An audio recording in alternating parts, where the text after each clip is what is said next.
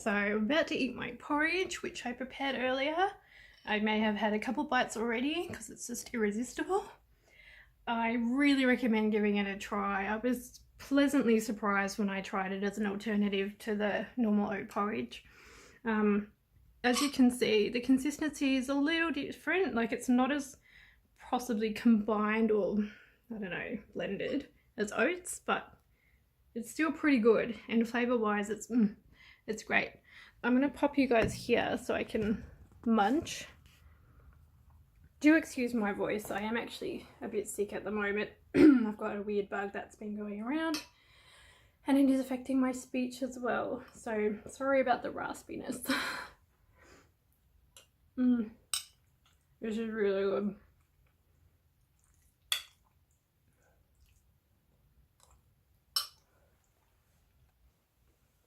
Okay, so while I'm munching, I wanted to talk a little bit more about diet and things. Oh my goodness, I think I'm gonna sneeze. Whew. Oh, sorry, just had to sneeze. Allergies. Where was I? Diet, yes. So as I was mentioning earlier, being gluten-free has been life-changing for me. And at this point, there's no going back. Celiac disease is in the family. And as I mentioned, I haven't been diagnosed with the actual disease or condition as of yet. However, I definitely have an intolerance, and it's something that seems to be like getting worse over time. I also think when you do a cleanse and then you reintroduce something back into your diet again, that's when you really notice. On top of it, like, it could be a progression of the disease or condition or allergy, but it could also be, a build-up of further resistance in the body's immune system to that particular allergen. Or it could simply just be having gone on a cleanse and then reintroducing it back again. That's when you really notice the effects, because you've taken it out and you've become accustomed to not having it anymore. Whereas if you're having it all the time, you start to become desensitized to it and you start to think that, well, this is how it is all the time and there's no problem. I actually believe that a lot more people have an intolerance to wheat and dairy particularly than people even realize. It's caused a lot of controversy and debate, but I think there's balance in everything, and there's science behind certain things, and with some people it really they have to go there. They have to make those changes. Oh, I think sorry, my camera is falling down. Not having much luck here. So for some people, yeah, they really have to make those changes. It's just something they have to incorporate in their lifestyle. I've got friends who are gluten-free as well, and we've all said the same thing. We feel so much better and our skin's so much clearer having made those changes. So when you think about it, it's dairy as well. That's what I was going to come back to before, was in itself is actually quite acidic.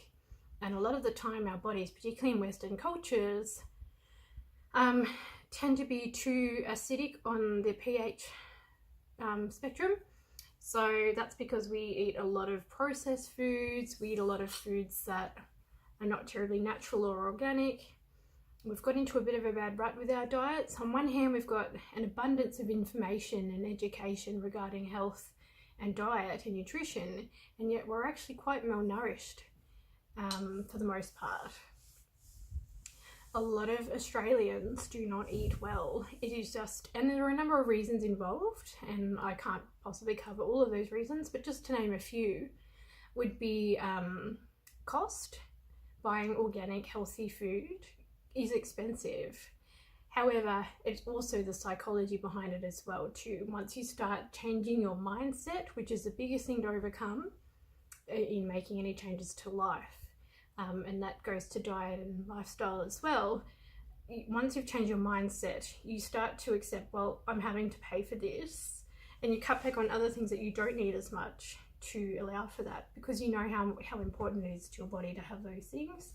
I know when I first transitioned from eating a lot of fast food into eating better foods for my body, it was so hard initially, but the hardest thing really wasn't even financial. It was my mindset. I was just so used to eating bad foods, and like the thought of spending money on fruit and vegetables. I mean, I did have some, but not nearly enough, or a diverse enough amount. To me, I didn't want to have to pay for it. I wanted yummy things. I wanted, chips, and I also was working quite long hours at the time as well, which is another reason I was going to come to, as to why people eat not so healthily, is convenience. A lot of us live crazy lifestyles now, and we just do not have the time to prepare good food. And that's one downside to our working culture that we have now, is that we just do not have the time, or when we do have the time, we don't have the physical or mental capacity to get our heads around preparing an amazing meal. So it's just so easy to pop out into McDonald's or a local cafe and have something on the go, which is also another issue, because we are so busy, we're not sitting down and taking the time that we need for our bodies to really enjoy good food and enjoy the experience of good food. And that's one thing about the whole mindfulness perspective, is that it takes you into a place where you're more aware of your surroundings and what you're doing and what's going on. And that applies to diet as well. That time to just sit down and just enjoy your food. Like, how good is it to enjoy your food when you've got the time to sit down and enjoy it? It's a really pleasurable experience. But we do not allow ourselves that time as much anymore. I mean, back in times past, they had family time. The man would come home from work and the family would gather around the table. The wife would have the meal ready. I'm not advocating necessarily to go back to that as such, but I do see negatives in our culture now because of basically women working, and just a totally different structure to what it once was. And as much as it's brought about some good things, it's brought about some negative things as well, which I think we just need to be continuously reviewing and evaluating. How can we best approach the now and incorporate some things of the past that were good into the now, and trying to find the balance. The balancing act's just crazy though. trying to do it all right.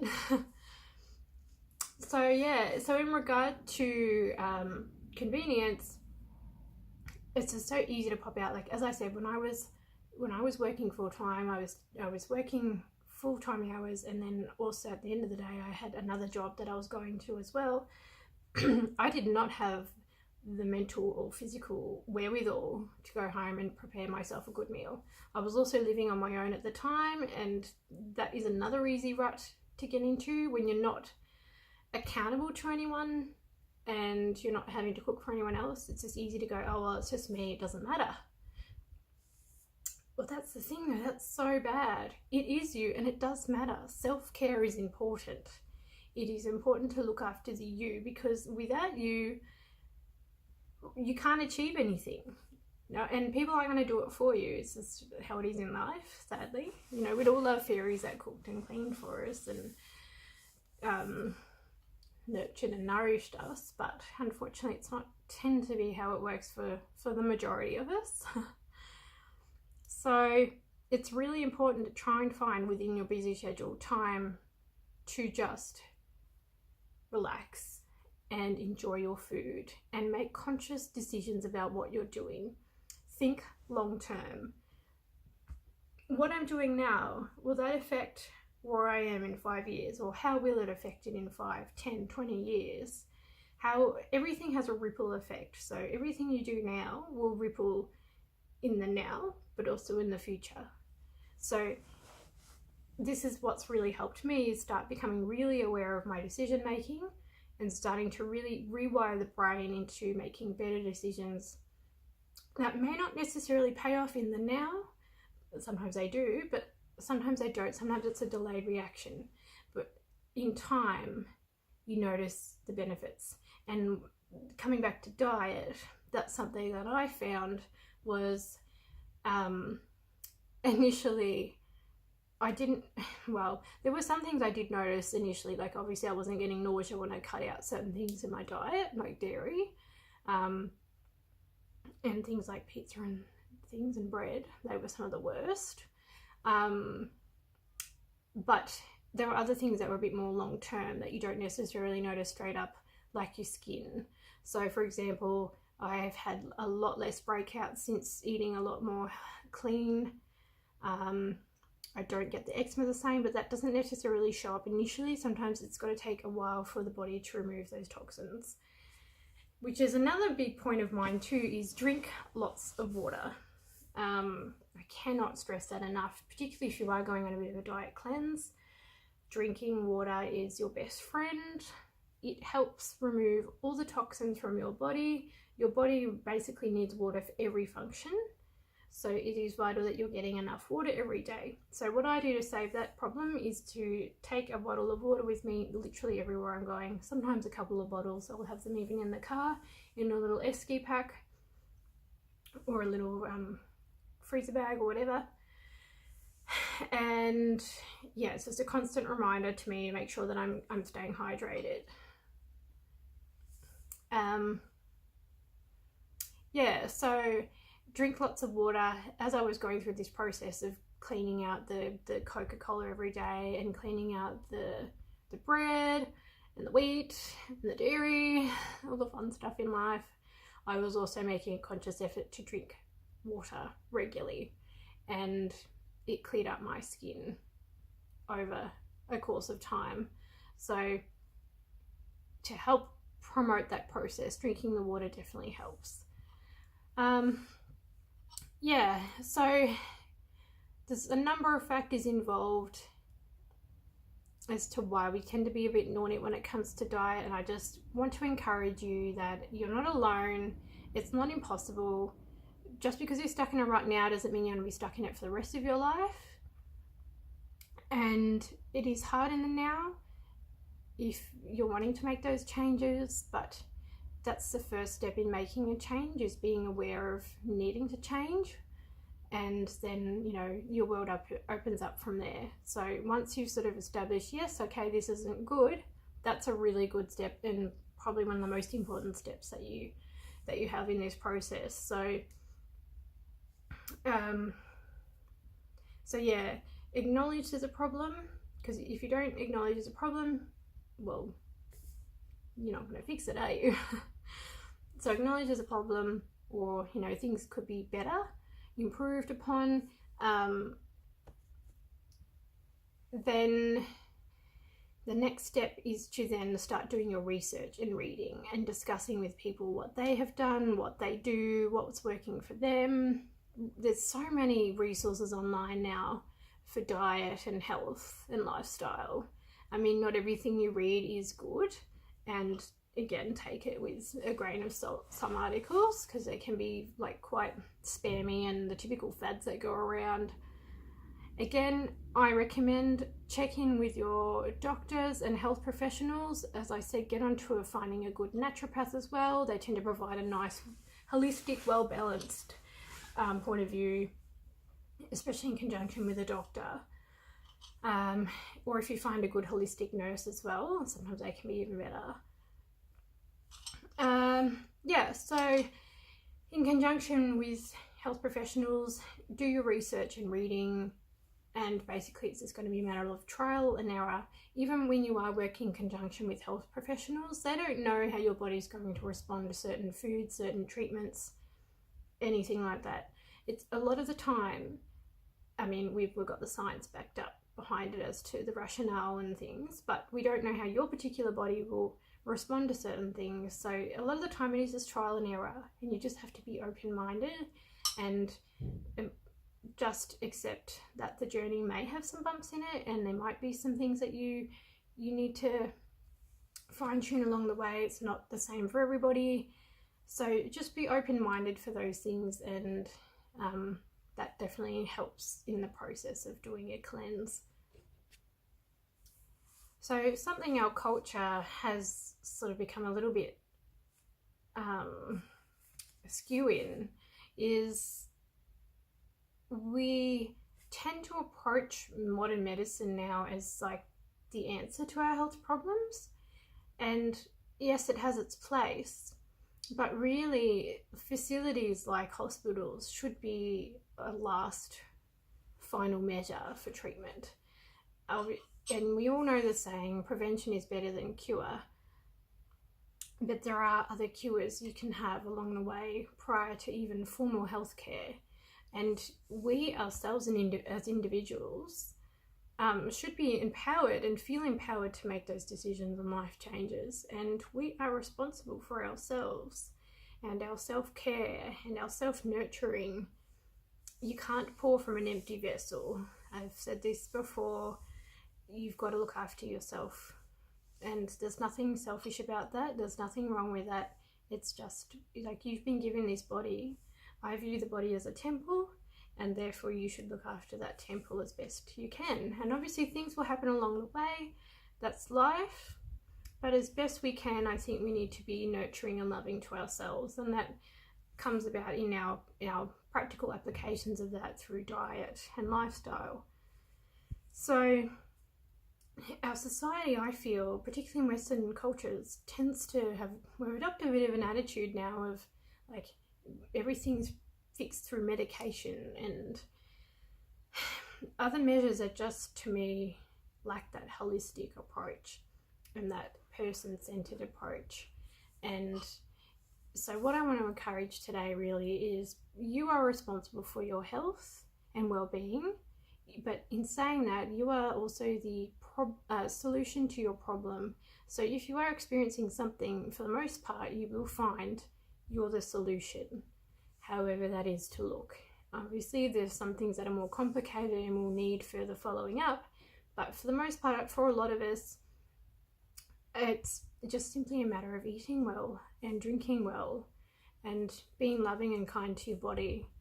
So it's been huge, this process for me, because I did used to eat quite badly and I never saw myself making these changes ever. And I actually used to be a little bit judgmental even towards some people who were gluten-free or whatever. And, you know, oh, but why would you do that? They're just one of those people. And even vegetarians, they can cop a lot of slack too, or flack. And again, everything in moderation and everything in proper consideration, but there's reasons for everything, and I think we just all need to be a bit more loving and kind to one another, but also to ourselves.